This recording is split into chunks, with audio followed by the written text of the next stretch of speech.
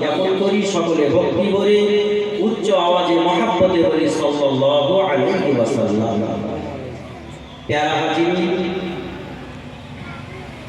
একেবারে জিকির ফিকিরের পরে এশার নামাজ বা মজলিস শুরু।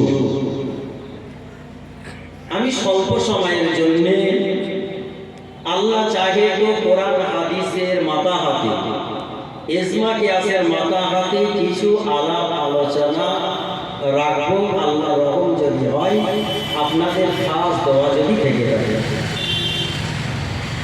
কোরআন শরীফের একটি আয়াত পাক আমি পেশ করেছি। আল্লাহ পাক রব্বুল আলামিন কোরআন শরীফের ভিতরে জানালেন, ওয়াইজ কতালতুম নাফসান ফাদারাতুম ফিহা আল্লাহু মুখরিজুম মা কুনতুম তাকতুমুন। ওগো দুনিয়ার মানুষ, তোমরা যখন কেউ কাউকে কতল করো বা কেউ কোনো অপরাধমূলক কাজ করো, কেউ কোনো শরিয়াত বিরোধী কাজ করো, যেটা সমাজের চোখে খারাপ, তেমন কোনো কাজ যদি তোমাদের দ্বারাতে হয়ে থাকে, হাদারাতুম ফিহা, তোমরা বাহানা করো, অস্বীকার করো, সেটা তোমরা করার পরেও অস্বীকার করো, সেটা বিভিন্ন যুক্তি বুদ্ধি তোমরা লাগাও। আল্লাহ পাক বলছে, আল্লাহু মুখরিজুম।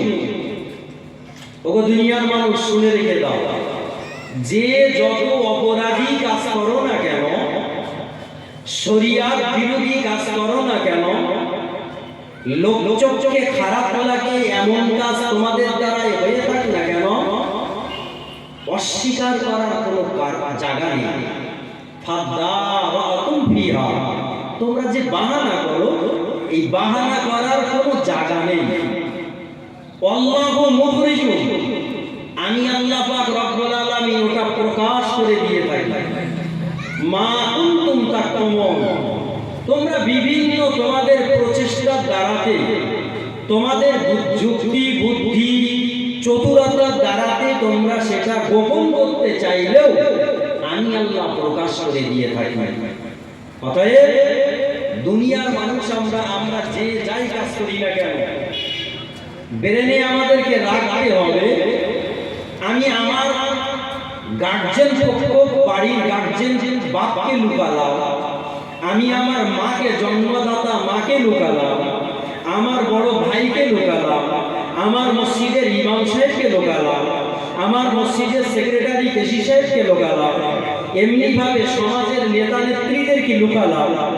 মাথায় রাখতে হবে, ওই মানুষটাই বুদ্ধিমান, ওই মানুষটাই আকেলমান, ওই মানুষটাই জ্ঞানী, যে মানুষটা মনে করবে আমি সবকে লোকাতে পারলেও আমার আল্লাহকে লোকাতে পারবো না।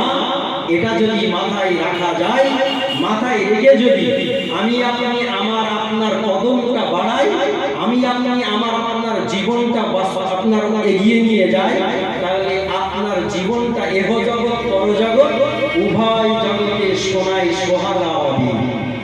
আপনি সৌভাগ্যবান হবেন, আপনি সমাজে সম্মানিত হবেন, সমাজে প্রতিপত্তি লাভ করতে পারবেন, আখিরাতেও আল্লাহর কাছে এমনি করে প্রিয় ভাজন হবে, প্রিয় বান্দা হিসাবে গ্রহণযোগ্য পাবেন। কথা বুঝতে পেরেছেন? একেবারেই কোরআন শরীফে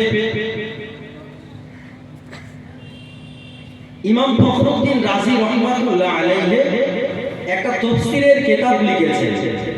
সেই তাফসীরের কিতাবের নাম হলো তাফসীরে ইবনে কাসির।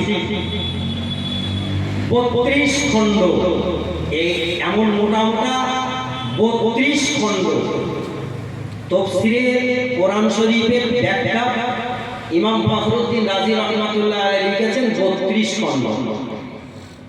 আমি আপনার যে কোরআন শরীফের আয়াত পেশ করলাম, একেবারে সূরা বাকারা 67, 68, 69, 70 এই চারটি আয়াতের তাফসীরে ইবনে